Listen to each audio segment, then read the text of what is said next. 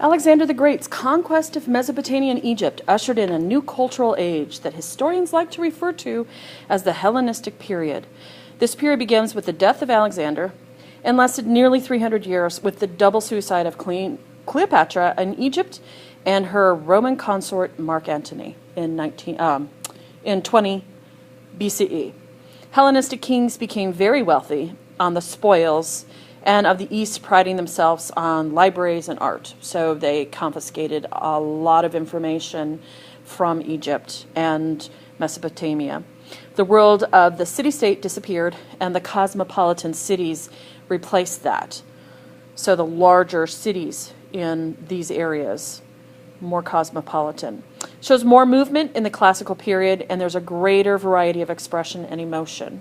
And also more expression in drunkenness and old age, a lot of movement, a lot of very dramatic type of feeling in the sculptures to come in the Hellenistic period. So the first piece that we're going to talk about was found in Pompeii, and it's actually a Roman copy. This is called Alexander's Mosaic from the House of Fawn, and we will discuss this when we get into Rome. I want to introduce it now because this has been based off of a Greek wall painting. There are no Greek wall paintings that exist today that we have found thus far, but we have we know from other people that wrote at this time that their paintings were absolutely astonishing. And it only goes to serve that the Romans copied their paintings as well as all of their other forms of art. And this is an actual replica. It's a mosaic from the painting from 310 BCE. A mosaic is just a small little pieces of tile and shell that are put together, and then they have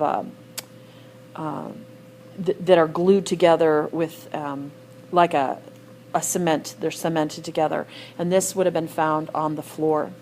Our theme is images of violence, war and violence. This mosaic was found in an elaborately decorated home in Pompeii called the House of Fawn, which of course we'll discuss when we get to Pompeii, and we'll talk specifically about this house. The ancient city was destroyed by the eruption of Mount Vesuvius, and it was preserved under a layer of volcanic ash and rock until it was discovered in 1748. And so it was perfectly preserved all the way up until that time, which was beautiful for us to be able to experience these beautiful paintings and mosaics. Let's move to the next slide.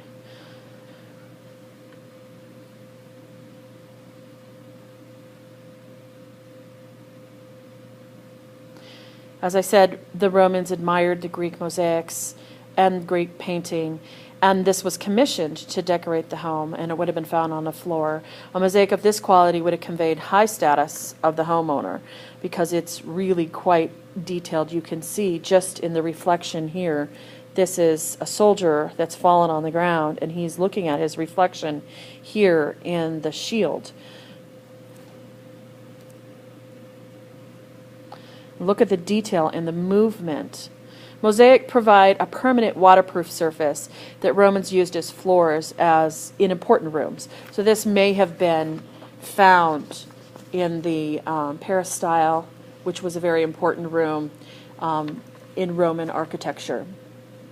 The artist was a master of later mosaic pieces called tesserae. So tesserae are just small little pieces of mosaic that come together into a larger mosaic. This is a very dramatic scene with a great battle between Alexander the Great and the king of Persia. Alexander's horse is rearing up, and his hair is blowing free without his helmet on. So let's go back to that one slide that shows Alexander. I think it's actually forward, not backwards.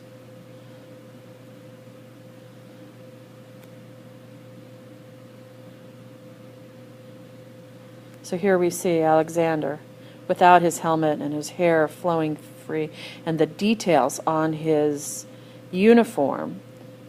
How beautiful.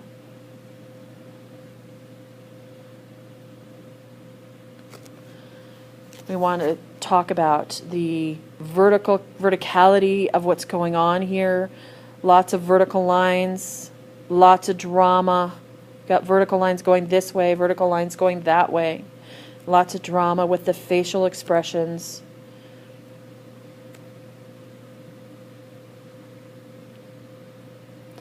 Very intense.